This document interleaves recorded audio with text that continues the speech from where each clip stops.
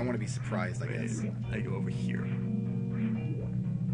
I did get really good at underwater physics at one point because I've done the wrecked ship break-in back in the day. Yeah, that's fun. That's really fun.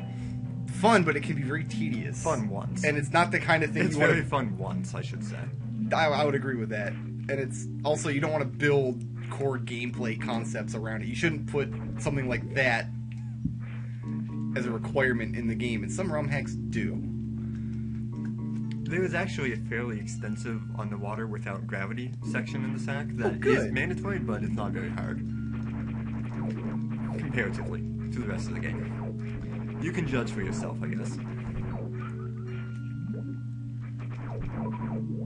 Because Super Metroid only has the one room, unless you fall into the pond before the wrecked ship. The only spot where you're going to be underwater is if you blow open the Meridia tube early. Let's see, where is it? Which one? It's this one. Awesome. Because the underwater physics are designed very specifically to be feedback for the player. Like, you are not supposed to be here yet. That hasn't stopped very many people. No, that has not stopped very many. Neither have the superheated rooms in Norfair. I noticed a lot of ROM hacks make you run through heat rooms and... But that's another thing that's technically possible in Metroid. You can, like, go down and fight Ridley without any of the suits. And if you're crazy, that's the kind of thing you can do. I could never do it. I'm not that good. I haven't done it either. Don't look at me like that. Really? You haven't done reverse boss order? That surprises me. I do plan to do it in the future sometime, but I haven't done it. Let's see, do I want more E-tanks? Yes, probably, because... I forget where I could get one soon, so I'll just go on without it. Alright, there's one before the next area. Okay, I'll get that one. I will say this, though. I will, give credit where credit is due. Like, John actually knows his... He is a decent gamer. Like, this dude came over to my place once, and he had never played... He claims he never played Mega Man X. I have not played Mega Man X until that day. Like, I haven't played it since, either. I know you watched videos and stuff on it, so I know you weren't, like, going into the game completely blind, but...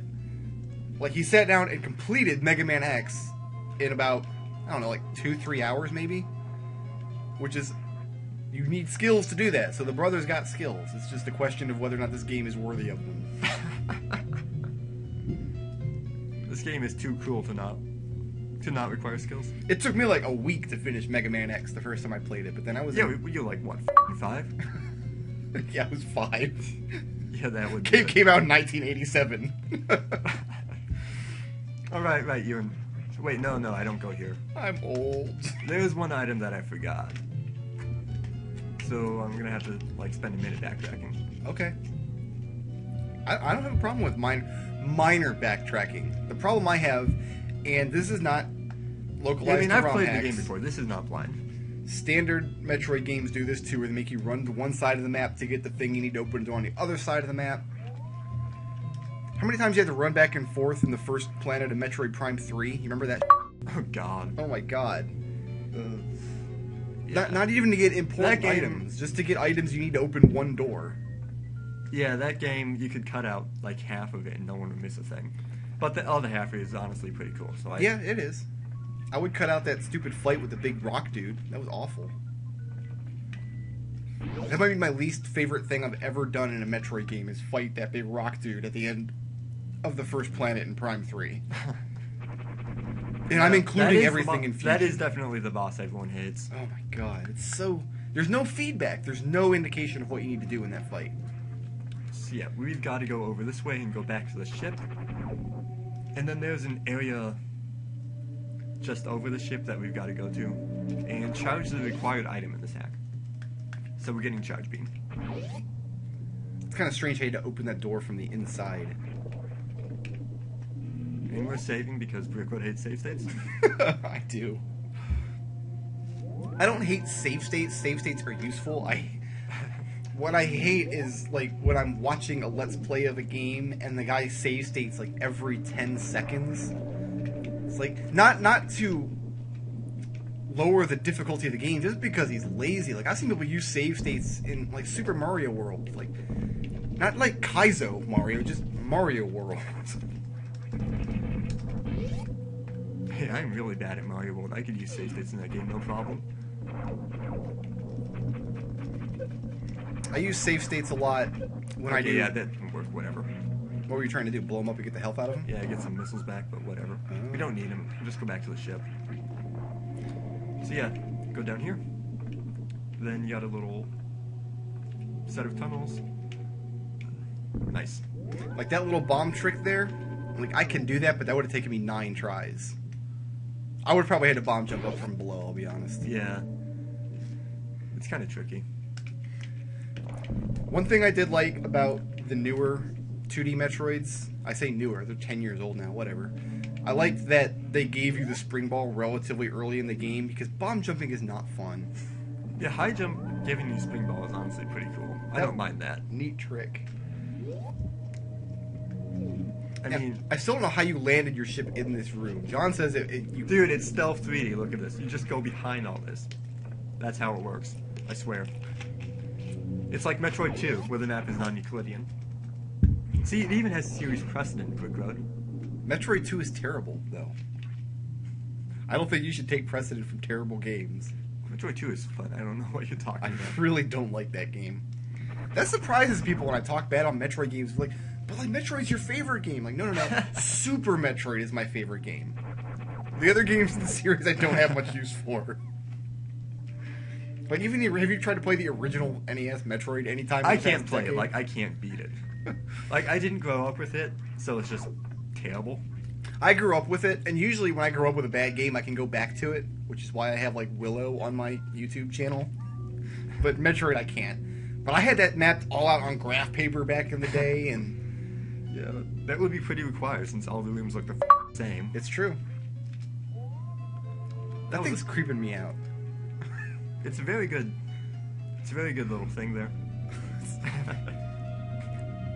It's just, but thematically though, in Super Metroid, you get scanned once, and then it's like, okay, send in the troops. In this game though, it's just, oh, we're gonna scan you every time. It's like you have to swipe your key card to get into the weird egg eyeball plant area of the planet. Samus has to clock in for Metroid. Okay, so you needed the charge beam for this? Yeah, gotta destroy this thing. And then... The color scheme on that is awful. Yeah, the game actually just flat out tells you that you need charge. Like, so, oh, well, see the little thing right there? So at least if you get here first, you know what you're looking for. And then we go up here. A buddy of mine was working on a... And there's a bunch of these in production. I don't know if anybody's ever finished one, but he was working on a Metroid 2 remake. And... Oh, I need to get missiles. It's like, they all my missiles out. They're very mean. But he was going to incorporate the beam system from Prime, where you have to switch between different beams, rather than merge them together like Super does. I don't know why I'm mentioning that, because he's never going to finish it. Okay. Okay, I'll just ignore the one on the right and take the one on the left first. That's your strategy. Go for it. Yeah.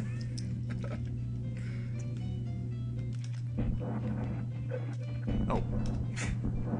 I did not know that if you were right up to them, they didn't do anything. No, I did. That they would close, rather. And this guy responds. Of course, I always use super missile against those eyeballs. Yeah, well, we're getting super missiles right now, so... Is this the first actual save station you've come across? No, I've passed more, I just haven't shown you. Haven't gone in? Okay. Yeah. That's good. That's acceptable. This game can be beaten with just regular saves. I'm kind of the opinion that, like, challenge hack or not, if it can't be done with just regular saves, it's badly designed. Because even if it's a really extremely challenging hack, you're going to want to save before each individual challenge anyway. So just... I don't know. That's just my Well, some thing. people are just like, okay, you're only going to play this with save states, so might as well make them required, right? That's true, but I don't know. And honestly, it is kind of hard to get saves working, like to actually map the save to where you're supposed to load and so on. Oh, is it? Yeah, so like there's some actual trouble in that. That I didn't realize. I mean, if you're just trying to make like a couple rooms, then it's not worth the trouble. Yeah, it is important that we get some missiles back because we're about to be fighting a couple mini bosses. Like a couple all at once? Well, in a row, but yes. First up is Spore Spawn. And This was the hardest part of the game in the original version. Spore spawn? Yeah, Jesus, how did they do that? by making him do a ton of damage. What was that? It's like a little zip tile. Where? It's invisible, but Oh. you'll see it when I go in that little corner to the left. But right now I'm getting that extra E-tank I talked about. Invisible zip tile. Nice. That was one of the physics changes. If you fall and you're not spinning, you can spin again. Okay. Yeah, they added that into, was it Fusion or Zero Mission, or did both do it? I think Fusion. Why is there like a little Metroid up there? Because he can. Okay. And I might actually die here still, so I will save since I'm too lazy to get more E-tanks. I see it's vampiric spore spawn. Yeah, I'm gonna cheat a bit. Are you trying to blow them open with bombs? No, I'm just trying to not get hit. Oh, I see. That's not cheating then, that's just ingenuity. Oh, Yeah. because he clips you when he comes up. Yeah. The game, this version of the game, it reworks some of the item order. In the first version, you would have the game's equivalent of the screw attack before now, since you get it right after bombs, and it doesn't actually kill enemies, but it lets you. Okay, I'm talking and I'm not paying attention to the game. Don't you hate that? Yeah, but it does give you the invulnerability, so what you would do is like you would just be like jumping through him, trying not to get hit, and he would do a f***ing damage. Honestly, I always just the screw attack's invulnerability is the most important aspect of it anyway. Yeah, like it's a really cool item because the game with other, like this boss would otherwise be pretty close to impossible on the original version without evasion, which is what he called it. Is that poison water? Does that drain your health? That's acid. That's just mean. And he's Jeez, dead. that was awful. Yeah, that looks pretty rough. Yeah, he's dead. We don't have to worry about this guy anymore. And wall jumps are required in this hack. But see, that I'm fine with that because wall jumping is an intended and well balanced aspect of the original. We got Super little Metroid. refill guys over here Oh, I see him. for the next boss. There's another boss right away Yeah, next room. with no save point in between. I see. Well, you could go back. Wait, no, you couldn't. I don't think you can. You gotta get through here. Because you're supposed to use save states anyway, so. Yeah. And just in case. Oh my god, already?